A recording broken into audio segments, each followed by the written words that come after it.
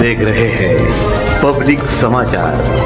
Public के वो जिसने हला दिया, ऐसा नासिक डिस्ट्रिक्ट के डोंगराड़ी की जो मालेगांव डिस्ट्रिक्ट में आता है, तालुका में आता है, वहाँ की ट्रायल जो नाबालिग एक छोटी बच्ची थी 4.5 की, जो उस पर रेप और मर्डर हुआ था, उसके बारे में आज हमने 3 अहम गवाहदार प्रोसिक्यूशन की तरफ से एग्जामिन किए। उसमें जो बालिका थी, उसके पिताजी और जितना ही जिसको ये पहली बार वो पीड़ित का डेड बॉडी मिली थी, वो गवाह था डोंगराड़ी गांव का। और तीसरा, जहाँ जगह उस बालिका का डेड बॉडी मिली थी, जहाँ उसने पंच करके वो पंचनामा किया था, और उस जगह से जो बंद मोबाइल टावर था, वहाँ से कोई ब्लड स्टेन क्लोथ्स भी पुलिस लोग ने सीज किए हैं। ये 3 अहम गवाहदार आज एग्जामिन हुए। कल और अहम 3-4 गवाहदार हम एग्जामिन करेंगे। परसों तक ये ट्रायल चलने वाली है और हमारी ये कोशिश रहेगी कि 80% सबूत का काम पूरा किया जाए। आपकी कुछ यादें उनके साथ थी, आप क्या?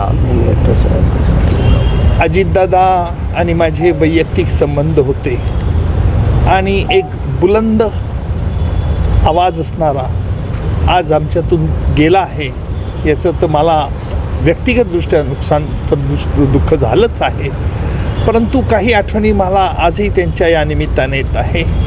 मला आठवतं की 15 ते 20 वर्षापूर्वी बारामती तालुक्यातील वालचंद नगर येथे एका दलित युवकाचा खून झाला होता आणि अतिशय निगून खून करण्यात आला होता।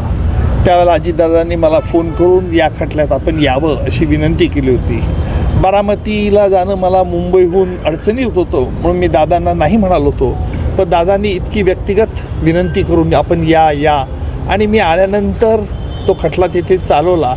पण जोपर्यंत हा खटला चालत होता तोपर्यंत दादा व्यक्तिगत लक्ष देत होते की मला कुठे असुविधा होणार नाही, अशा रीतीने काळजी घेणारा देखील मी एक नेत्याचं रूप पाहिलेलं आहे। दुसरी महत्त्वाची गोष्ट म्हणजे लोकांना जरी वाटत असलं की दादा फार स्वभावाने कठोर कडक बोलतात, पण दादा तसेच मृदू देखील होते। इतरांविषयी काळजी त्यांना नेहमी वाटत असे। मला आठवतं की काही वर्षापूर्वी मी पुण्याहून मुंबईला जात असताना माझ्या गाडीला अपघात झाला। माझ्या गाडीचं बरंचसं नुकसान झालं होतं। ती बातमी टी व्हीवर झळकली आणि 5 मिनिटाच्या आत मला दादांना, मी अपघातस्थळी असताना दादांचा फोन आला आणि दादांनी आपुलकीने विचारलं, उज्ज्वलजी तुम्हाला काही लागलं तर नाही ना, गंभीर दुखापत नाही ना, आणि काही कोणी हेतुपुरस्कार हा अपघात घडवून आणला आहे का? मी दादांना म्हटलं तसं काही नाही आहे, हा फक्त अपघात होता। असा सगळ्यांच्याकरता काळजी करणारा नेता होता। बोलायला फरडे होते हे तर गोष्ट खरी आहे, परंतु अजितदादांची पोकळी निश्चित भरून निघेल।